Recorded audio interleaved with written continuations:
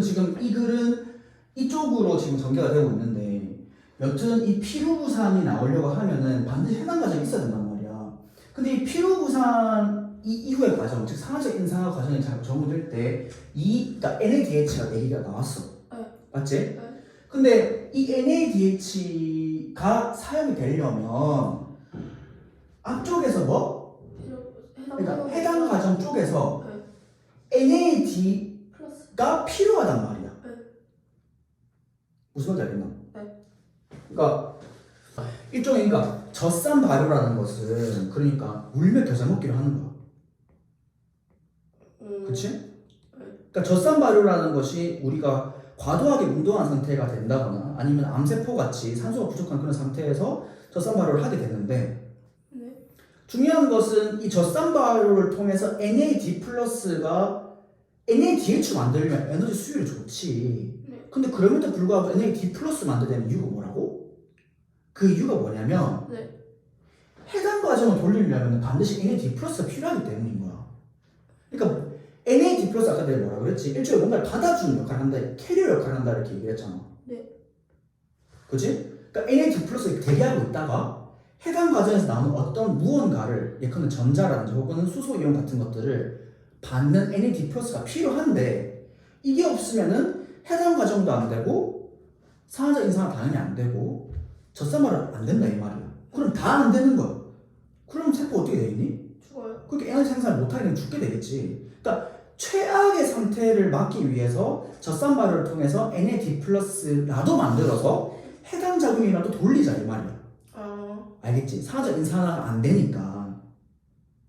알겠지? 그러니까 젖산 발효를 통해서 NAD+ 빼서 NAD+로 일단 해당 작용 갖다 주고 해당 작용을 통해서 EATP밖에 안 넣어서 이걸 돌리자 이런 말인 거야. 무슨 말인지 알겠나?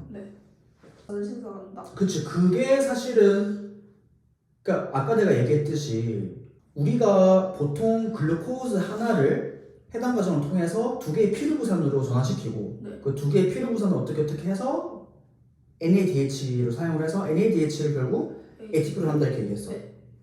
그치? 정리됐지? 자, 다시 한번 빠르게 얘기해볼게. 글루코즈 한 분자를 두 개의 필요부산까지 보내는 것 해당 과정을 통해서 결국 NADH를 만들고 이 NADH로 우리가 에너지를 뽑아 쓴다 이렇게 얘기했단 말이야. 이까지 이해되지?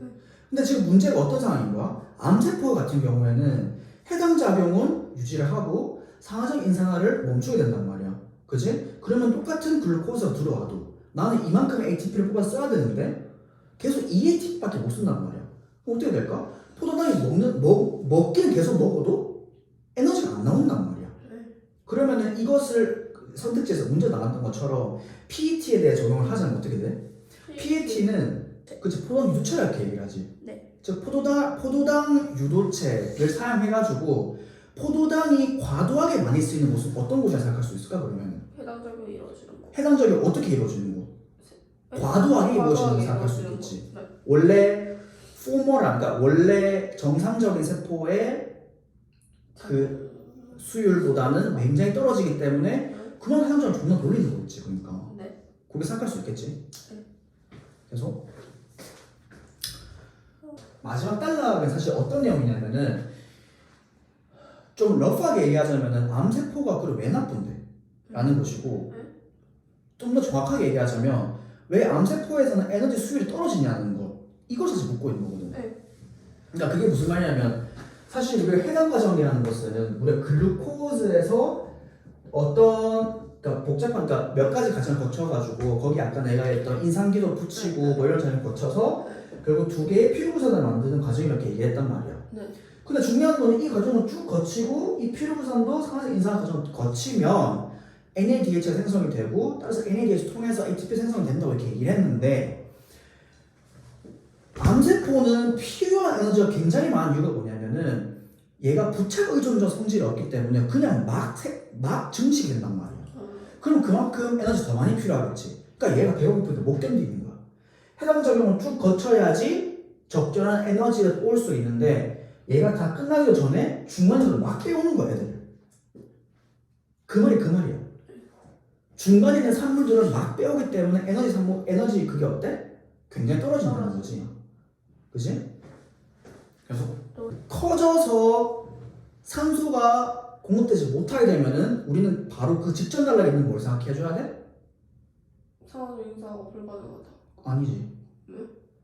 우리 그 직전 단락에 뭐 얘기했었지? 그러니까 이 단락에 나오는 모든 글들은 사실상 암세포와 관련된 것이기 때문에 여기서 뭐 얘기했지? 젖산발을 넣었단 말이야. 아, 네. 그치? 산소가 부족한 환경에서는 젖산발을 넣었다 이렇게 얘기했잖아. 네. 그 이유가 뭐였어? NAD+ 생산을 위해서. NAD+ 생산은 왜? 해당 설명 사항하기 위해서. 이거부터 생각해야 된다는 거죠. 머릿속으로. 네. 그래서 세 번째는 미토콘드리아의 기능을 막는다. 네. 그러니까 미토콘드리아가 하는 기능 중에서는 세포 자살 프로그램이라는 것이 있는데 물론 그거 말고 또 어떤 것들? 아까 뭐라 했지? 산화적 인사. 그치, 산화적 인상 자체를 또 막게 된다는 거야. 그러니까 암세포가 미토콘드리아를 막는다는 것은 세포 자살 프로그램을 막는 것뿐만이 아니라 산화적 인상으로 막기 때문에 ATP를 뽑아낼 수 있는 과정이 크게 두 가지 중에서 하나가 없기 때문에 결국 해당 가지 집중할 수밖에 없다는 거야. 그러니까 모든 조건들이 어때? 암세포가 해당 가지에 집중할 수밖에 없는 이유를 만들어주고 있지 지금. 네. 에 대해서 얘기를 하고 있는데 도른변이라고 얘기하는 것은 아마도 유전자 정도, 그러니까 유전자 수준이 되겠지. 그러니까 지금 얘기하는 뭐 단백질이라든지 아니면 세포 수준보다 훨씬 더 마이크로하게 들어가는 그런 개념인 것 같아. 그렇지? 네. 여기까지 일단은 지금 전체적인 왜 힘들어? 네? 전체적인 맥락이 확인됐지. 그러니까 이 글들이 내가 지금 계속 주목하는 것이 뭐야? 결국 암세포에 집중하고 있고 그 암세포의 에너지 대사에 대해서 집중을 하고 있고 그 에너지 대사를 정상세포와의 그러니까 비교를 통해서 풀어내가고 있다를 파악해야 된다는 거죠. 네. 이해되지?